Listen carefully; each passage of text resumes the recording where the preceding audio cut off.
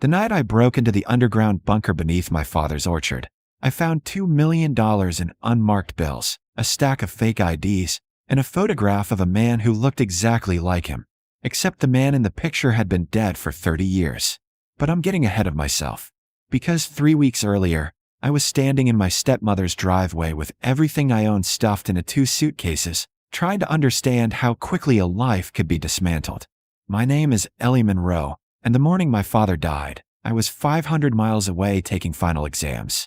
By the time I made it home to Oregon, the funeral was over, the house had been emptied of anything that mattered, and my stepmother Linda was standing in the kitchen with a real estate agent discussing listing prices like my dad's body wasn't even cold yet.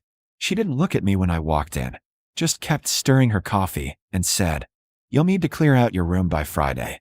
Greg is moving his office in there." Greg was her son from her first marriage. He was 34 and still lived with her. And somehow, in the space of 2 weeks, she had erased every trace of the man who had raised me and made room for someone who had never once called this place home. I left that same night, took what I could carry, and drove to a friend's couch 3 towns over. And for days I just sat there, numb, scrolling through old photos on my phone like I could rewind time if I stared at them long enough. My father had been quiet, steady, the kind of man who fixed things without being asked and never raised his voice. He ran a small apple orchard on the outskirts of town, sold cider at the farmer's market, and lived simply in a way that always felt intentional, not forced. He had never talked much about his past. When I asked about his family, he'd shrug and say they'd passed when he was young. When I asked where he grew up, he'd give vague answers, somewhere in the Midwest. He'd say, then change the subject. And I never pushed because he was there when it mattered. That was enough. But 2 weeks after I left the house, I got a call from Mrs. Callahan, the woman who ran the flower shop downtown. She told me she'd found something while cleaning out her storage room, a box my father had left with her years ago with instructions to give it to me if anything ever happened to him. I met her that afternoon outside her shop. The box was small, taped shut, with my name written across the top in his careful handwriting. My hands shook as I opened it in my car. Inside was a single folded piece of paper, worn at the edges like it had been handled many times. I unfolded it carefully. It was a hand-drawn map.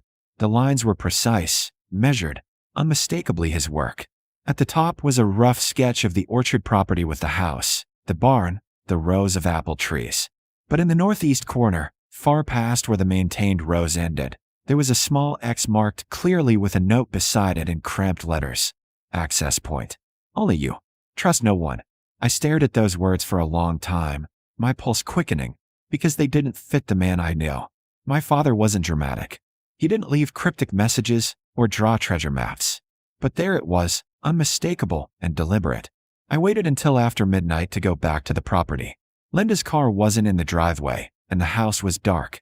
I parked a quarter-mile down the road and walked in through the back fields, my phone flashlight cutting through the darkness as I followed the map's landmarks, the old stone wall, the crooked fence post, the massive oak tree at the property line.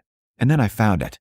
Hidden beneath a tangle of blackberry bushes was a rusted metal hatch, barely visible, covered in years of dirt and leaves.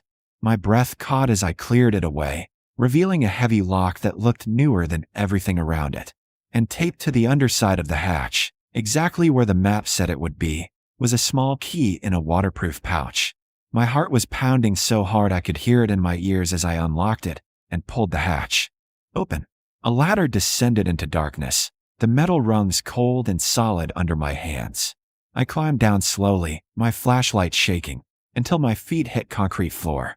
The bunker stretched out before me, clean, organized, clearly maintained. There were shelves stocked with supplies, a desk with files neatly arranged, and in the center of the room, a large metal case sitting on a table like it had been waiting for me. I opened it. Stacks of cash, bundled and labeled. Passports with my father's face, but different names. And beneath them, a manila envelope with a single word written on the front, Ellie. Inside was the photograph, a newspaper clipping from 1993.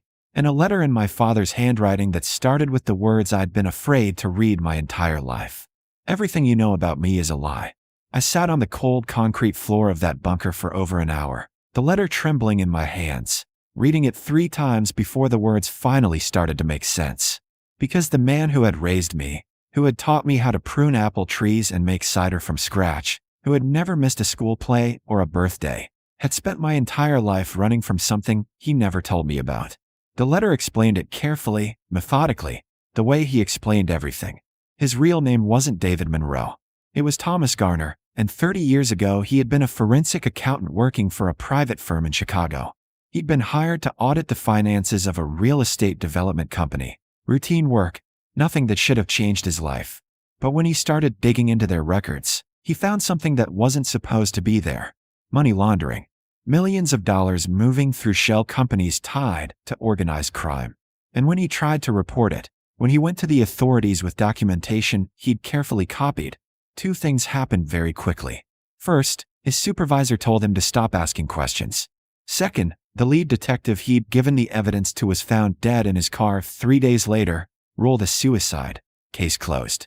Thomas Garner understood what that meant. He understood he'd miscalculated badly, that the corruption went deeper than he'd realized, that reporting it hadn't made him a whistleblower. It had made him a target. So he did the only thing he could think of. He disappeared. The letter described it in sparse, careful detail. How he'd emptied his savings and sold everything he could quickly and quietly. How he'd bought fake identification from someone he barely trusted.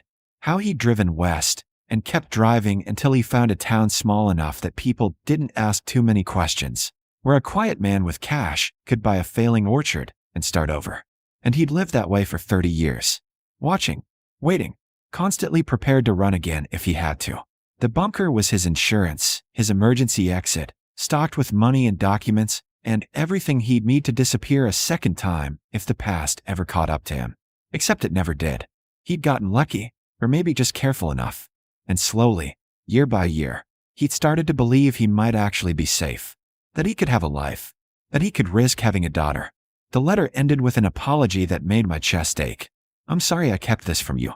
I'm sorry you're reading this, because it means something went wrong. The money is yours. The documents will help if you need to disappear too. But if you're reading this and no one is looking for you, if you're safe, then walk away. Sell the orchard. Take the money. Build a life somewhere far from all of this. Don't go looking for answers. Some doors should stay closed. I folded the letter carefully and sat in the silence of the bunker, surrounded by the evidence of a life I'd never known about. And I should have listened to him. I should have taken the money and left. But there was one thing that didn't make sense, one detail that kept nagging at me. The newspaper clipping. I picked it up again, studying the photograph more closely. It showed a man being led into a courthouse in handcuffs, his face partially obscured but unmistakably similar to my father's. The headline read, "Developer convicted in multi-million-dollar fraud scheme." The article was dated 6 months after my father disappeared. They'd caught someone, convicted them. The case was closed. So why had my father stayed hidden? Why had he lived in fear for 3 decades if the people he'd been running from were already in prison? Unless he hadn't been running from the criminals. Unless he'd been running from whoever had protected them. My phone buzzed suddenly, the sound sharp and startling in the quiet. I grabbed it, my heart jumping, and saw a text from an unknown number. "Stop digging. Walk away. This is your only warning." My blood went cold. I hadn't told anyone where I was. Hadn't mentioned the map or the bunker to a single person. And yet someone knew. Someone was watching. I climbed the ladder fast, my hands slipping on the rungs, and emerged into the night air gasping. The orchard was silent around me, shadows shifting between the trees, and I felt exposed in a way I'd never experienced before. I ran back to my car and locked the doors, my mind racing. Someone had been monitoring the property. Maybe they'd see me come here. Maybe they'd been waiting all this time, watching for anyone who might come looking for what my father had left behind. I started the engine and pulled onto the road, checking my mirrors every few seconds, my pulse refusing to slow. And that's when I saw the headlights behind me, following at a careful distance. Not close enough to be obvious, but there. My father had spent 30 years hiding. And now, 3 weeks after his death, someone had finally decided to make sure his secrets stayed buried. I didn't go back to my friend's place. Couldn't risk leading anyone there. Instead, I drove to a 24-hour diner on the edge of town, parked under the brightest lights I could find, and sat in a booth by the window where I could watch my car. The headlights that had followed me had disappeared 2 miles back, but I knew they were out there somewhere. Waiting. I pulled out the photograph again, studying every detail under the fluorescent lights. And that's when I noticed something I'd missed in the bunker's dim glow. A second face in the background of the courthouse photo, partially turned away, but visible enough. I zoomed in on my phone's camera, enhancing the image as much as I could. My stomach dropped. It was Sheriff Dale Pritchard. Younger, but unmistakable. He'd been with the county sheriff's department my entire life, a fixture in town, someone everyone trusted. And he was standing right there in Chicago, 30 years ago, on the day they convicted the developer my father had exposed. The pieces started falling into place with a sickening clarity. My father hadn't been running from criminals. He'd been running from the cop who'd helped protect them. The cop who'd probably killed that detective. The cop who'd spent 3 decades in a small Oregon town, perfectly positioned to notice if anyone named Thomas Garner ever surfaced again. And then I remembered something that made my hands start shaking. Sheriff Pritchard had been at my father's funeral, had offered his condolences to Linda, had asked if there was anything he could do to help. He'd been watching this whole time. And my father's sudden heart attack, ruled natural causes, no autopsy, suddenly felt a lot less natural. I needed proof. Something concrete I could take to someone outside this town, outside Pritchard's reach. I pulled up the bunker photos I'd taken on my phone and started going through the files more carefully, zooming in on documents I'd barely glanced at before. That's when I found it. A ledger, photographed among my father's papers, showing payment records. Money flowing from the development company to a dozen names I didn't recognize, except for one. D. Pritchard. $15,000 a month for 6 months, then nothing. Right around the time Thomas Garner disappeared. My father had kept the evidence all this time. Everything he'd been too afraid to use. Everything he'd saved in case he ever needed leverage. And he'd left it for me.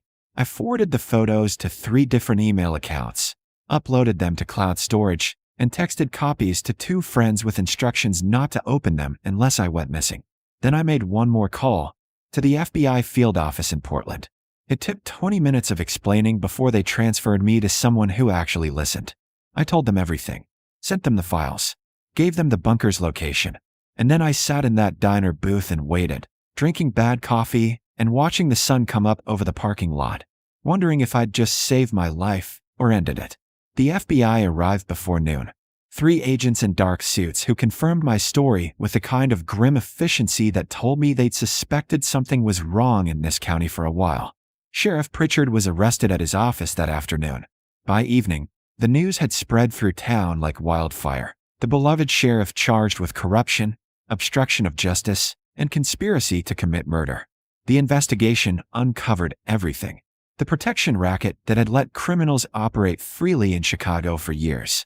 The detective whose suicide had been staged. The quiet deal Pritchard had made to disappear into rural law enforcement where no one would ask questions about his past. And finally, the truth about my father's death, a potassium injection that mimicked a heart attack, administered during what Pritchard had claimed was a routine wellness check. My father had died because someone at the county clerk's office had flagged the property deed when Linda tried to sell it.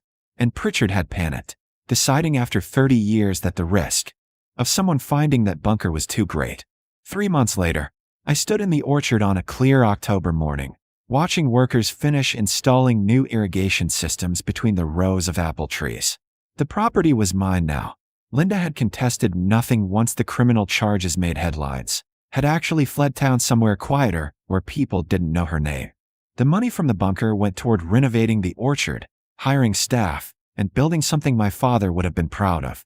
I found a dozen journals in that bunker beyond the evidence, records of every harvest, every improvement he'd dreamed of making, every plan he'd put off because he was too busy looking over his shoulder. I wasn't going to run, wasn't going to sell. I was going to finish what he'd started.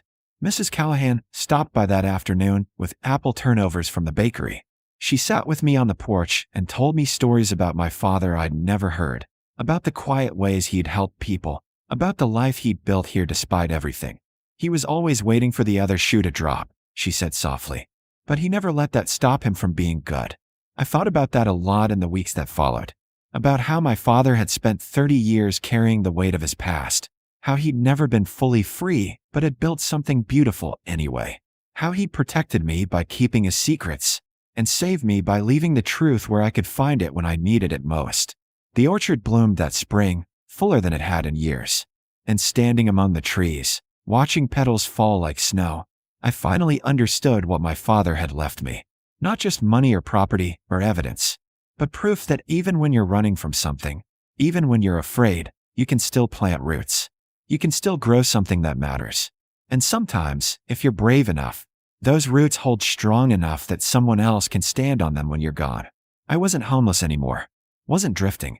I was exactly where I belonged, in the place my father had built, continuing the work he couldn't finish.